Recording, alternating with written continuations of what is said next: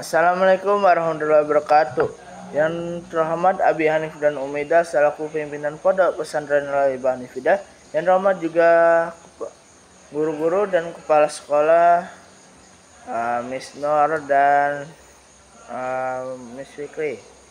Pada ini saya akan mempresentasikan tentang klarifikasi hadis dari segi banyak dan sedikit rawinya.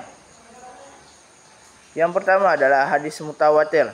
Pembagian dan definisi. Hadis mutawatir itu terdapat dua bagian, yaitu yang pertama, hadis mutawatir yang memiliki satu tingkatan, yaitu hadis yang diriwayatkan oleh sekelompok orang yang menurut adat atau kebiasaan mustahil mereka berkumpul dan bersepakat dusta, dan hadis tersebut hasil tanggapan dari panca indera mereka sendiri. Yang kedua, hadis mutawatir yang memiliki lebih dari satu tingkatan, yaitu hadis yang diriwayatkan oleh segolongan orang dari segolongan orang lain, mulai dari permulaan sanad hingga akhir sanad, yang menurut adat atau kebiasaan mereka tidak mungkin bisa berkumpul dan bersepakat dusta serta hadis tersebut hasil tanggapan dari panca indera mereka sendiri. Faedah hadis mutawatir. Hadis mutawatir dengan dua bagian tersebut memberi faedah ilmu daruri, bukan nazari. Tidak terbatas pada jumlah tertentu, harus diterima bulat-bulat karena tidak perlu lagi penelitian terhadap keadaan para rawinya. Hadis mutawatir itu ada dan banyak jumlahnya, berbeda dengan orang yang tidak mengakui keberadaannya atau mengakui keberadaannya, tapi jumlahnya hanya terlalu kecil atau jarang.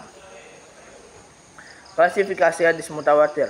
Hadis mutawatir lafzi adalah hadis yang diriwayatkan oleh banyak rawi dan susunan redaksi dan maknanya sama.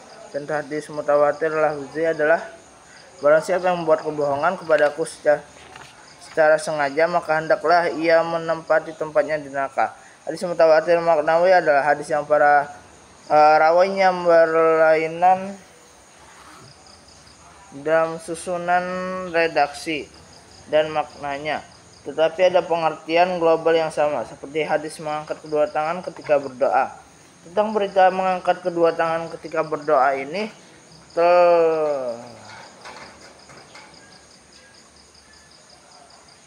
banyak diriwayatkan, bahkan jumlahnya ratusan dalam berbagai persoalan yang tiap-tiap hadis tersebut tidak mutawatir. Kendati pun demikian, tapi tiap-tiap riwayat tersebut memiliki kadar mustarak atau titik persamaan yang sama, yakni keadaan mengangkat kedua tangan dikala berdoa telah mencapai derajat mutawatir secara keseluruhan. Yang kedua, hadis masyhur. Hadis masyhur. Definisi hadis masyhur. Hadis masyhur adalah hadis yang diriwayatkan oleh 3 orang atau lebih, meskipun dalam satu tobaqoh atau tingkatan, dan belum mencapai derajat mutawatir. Klasifikasi hadis masyhur. Hadis masyhur itu ada dua bagian, yaitu masyhur mutlak dan masyhur muqayyad.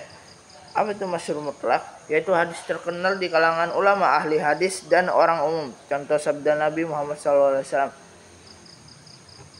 sungguhnya semua amal perbuatan itu terserah pada niatnya. Yang dua, masyhur muqayyad.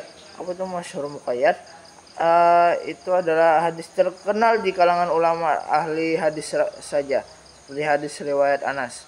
Sungguhnya Rasulullah SAW berkunut sebulan lamanya setelah rukuk dalam salat untuk mendoakan keluarga Ra'il dan Zakwan. Adapun istilah hadis mustafiz konon sama sinonim hadis masyhur. Ada pula yang berpendapat bahwa hadis mustafiz adalah hadis yang diriwayatkan oleh 3 atau lebih dalam semua tingkatan tobaqoh. Yang ketiga, hadis aziz. Hadis aziz adalah hadis yang diriwayatkan oleh 2 orang, walaupun 2 orang rawi tersebut terdapat pada satu tobaqoh. Contoh hadis aziz adalah hadis yang diriwayatkan oleh Imam Bukhari dan Muslim dari Anas. Sungguhnya Rasulullah SAW bersabda, tidak sempurna iman seorang di antara kaum sehingga aku lebih dicintainya daripada orang tua dan anaknya serta seluruh manusia. Hadis tersebut diriwayatkan Qatadah dan Abdul Aziz bin Suhaib dan dari sahabat Anas. Kemudian Syu'bah dan Said meriwayatkannya dari Qatadah. Lalu Ismail dan Ulayyah meriwayatkan dari Abdul Aziz. Sudah itu banyak orang yang meriwayatkan dari masing-masing. Yang keempat, hadis gharib. Apa itu hadis gharib? Hadis gharib adalah hadis yang dalam sanadnya terdapat seorang rawi yang menyendiri. Penyendirian atau gharib itu ada kalanya terjadi dalam sanad saja. Artinya bahwa matan hadis itu sudah diriwayatkan oleh banyak sahabat, tetapi ada seorang yang meriwayatkannya dari salah seorang sahabat yang lain. Misalnya hadis niat.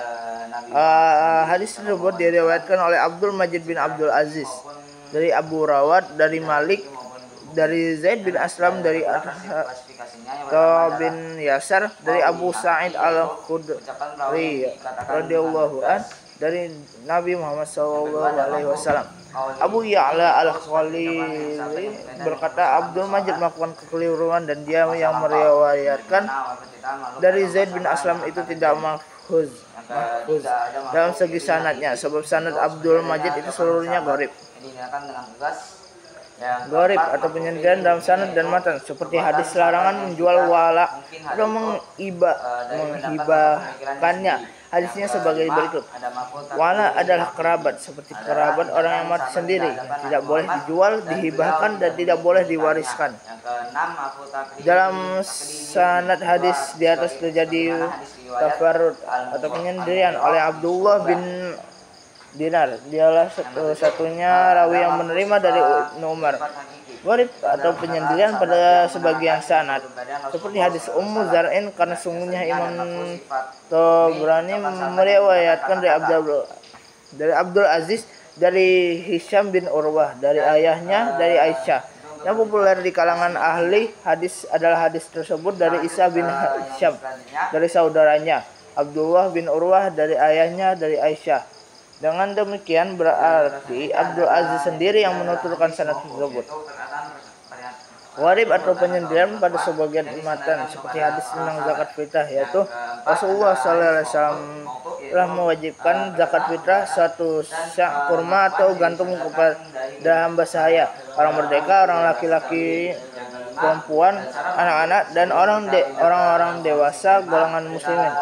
Imam Malik meriwayatkan hadis tersebut menyendiri atau berbeda dengan periwayatan rawi-rawi lain, yaitu dengan menambah kalimat. Klasifikasi hadis gharib. Hadis gharib itu ada dua bagian, yaitu gharib mutlak dan gharib nisbi. Gharib mutlak, apa itu gharib mutlak? Yaitu hadis yang diriwayatkan oleh satu orang sahabat atau tabi'in secara sendirian. Yang kedua, gharib nisbi. Apa itu gharib nisbi? Yaitu hadis yang diriwayatkan oleh seorang selain sahabat dan tabi'in secara sendirian. Saya kira itu saja. Mohon saya bila tidak bisa menjelaskan. Wassalamualaikum warahmatullahi wabarakatuh.